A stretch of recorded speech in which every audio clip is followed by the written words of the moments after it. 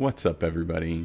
Soul here with another Sword of Convallaria video, and today I would like to talk to you about why it's a perfect time to start playing Sword of Convallaria and or to return to Sword of Convallaria for those who are on the fence or unsure. Now is the time. So let's get right into it. First and foremost, now is the perfect time to come back to Sword of Convallaria because of all these miraculous, amazing, and wonderful events. If you're looking at this, maybe you're on the fence, maybe you're not sure, maybe you played, you got burned out, you didn't really care for it, who knows what. Now, things are changing, and we have a plethora of events, rewards, and incentives to really pull you in and play. Right now we're in for this world of peace where we have a fantastically strong character in the game, just been introduced. Espionana, her banner is going, and she is a 110% character you absolutely want to pull. As of this recording, you have 8 days left to pursue her, and I'd highly suggest you do so. With that said, playing the regular Spiral of Destinies is yielding 30 pulls just for that. That's phenomenal, as well as other rewards, as you can see, and that's just for playing the game and enjoying yourself. So I would highly suggest checking that out. That's not too bad, but that's not even the meat and bones of it. Take a look at the Galactic Remnants. We have tons of rewards here, lots of free pulls just being given to us just for logging in. Reigning Secrets, Fates is basically, Reigning Secrets is basically a free 10 pull every day. As says, free 10 pulls once daily. This is phenomenal. You log in, do your 10 pull, jump off. That's it. If you want to play, by all means, there's a lot more to be gained, but just for jumping in and showing up, you're getting this. Of course, we got lots of incentives as far as our materials and the things that we farm. There's a lot to be yielded there. You're getting some more rewards just for completing the Nostalgic Bond, checking that out, your little annual review, which is a very cool thing. And there's really just a plethora of things to jump on and to get at. We got our Comeback Companion right here. Here's my code if you're interested in using it. But yeah, someone jumps in, you're giving free gems to your friend or someone else who plays, so make sure you support them. And it is being highly rewarded for that reason. I would highly suggest you to do it. But for those who are maybe not been gone or are new, there's more to be gleaned in all of this. You've got right here the Rising Star training program, and it says it's permanently available, so this is fantastic. Any Voyager level below 60, and then of course when you jump in, you're getting some nice rewards just for showing up and jumping into the game, really incentivizing your start. It is a perfect time to jump in for that reason alone. As you can see right here, we're going to have multiple ways that we're going to be rewarded just for using endurance and participating in the various aspects of the game for 7 days straight, with lots of things given to you like summons, and of course just for jumping in, you're getting a free 10 pull. Absolutely phenomenal, and this event lasts for 20 days if you need extra time to cover it. If that's not pretty decent information, of course with the anniversary and the comeback rewards, you've got more to enjoy too, in that you now have a new game mode called Pioneering Odyssey. And this game mode is phenomenal. 3 times a week you can claim a reward that yields materials needed to unlock your new rank 13 skills. You'll come in, you'll participate in battles, farm this material over time. It's completely passive. Claim them, use them to further level up your group, get stronger, and keep pioneering the Odyssey, so to speak.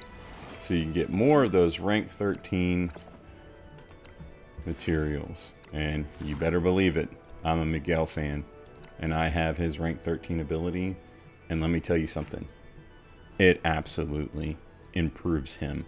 He went from being, in my opinion, a great character to now he's busted. Now he can turn everything on fire. I'll put it up on the screen right here, just from various things like his roaring flint. And then of course, now that course of fortune, that AoE damage is now incinerating everything around him, turning it all into fire tiles. It is massive.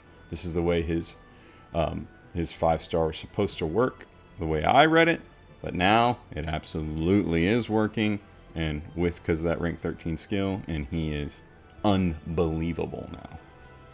Can't say enough good about those rank 13 skills. Definitely changing the game. Maybe that's still not enough. Maybe you're interested in something else. Well, you now have a new dispatch game mode right here. It is called Expedition. And then of course, Pioneer Season is what we're on. But what you do is you're going to go into your Expedition Lighthouse. You can advance it, level it up. You can assign different people to kind of be your the logistics characters, I guess is what they're called. But that's definitely interesting. They give you nice little bonuses for your expeditions. And then of course you can level up your lighthouse so that you can do more as far as your expedition. And then you have different areas that you go in these expeditions. And so let's click right here. We've sent Sophia, Fakal, and Anana on an expedition. This is what they yield. You get a nice little synopsis over here. And then the unit has launched a major offensive against both Crossroad Keep and Iria Bridge. And then we can choose how we'll react. We struck their logistic hub. While the enemy's rear is vulnerable, this requires Sophia as a captain. Well, let's click on it. And then your expedition fleet can now defeat stronger regional bosses and obtain level 11 regional boss rewards. So we're going to loot. And there's our rewards for doing so. As you can see, you get things that aren't necessarily a part of the expedition as rewards. And then you get those expedition rewards as well. All of which goes towards trying to level up, of course, your lighthouse. Don't judge me. I stay really busy, so I've not had a tremendous amount of time to play it.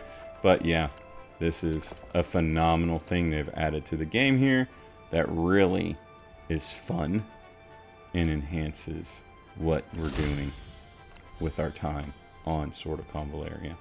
So this is a phenomenal thing, a little extra something, and it really doesn't take anything to do. So that's another great reason to jump in and play some Sword of Convallaria, because there's too much. There's just so much going on. They've definitely added on to the Voyage Memento. More rewards, more incentives, more reason to play. Love Voyage Memento. Can't say enough good about it. You're literally logging in, completing various tasks, getting great rewards just for doing so. And then, of course, you want to complete the final challenge to get that final object, which right here, you select 1 to obtain the barbecue hammer, Life Fondness, Cage Mask, Nirvana, blah, blah, blah. Basically a signature weapon. Really, really good stuff here. Perfect, nice reward. Glad that they extended the Voyage Memento. It was desperately needed.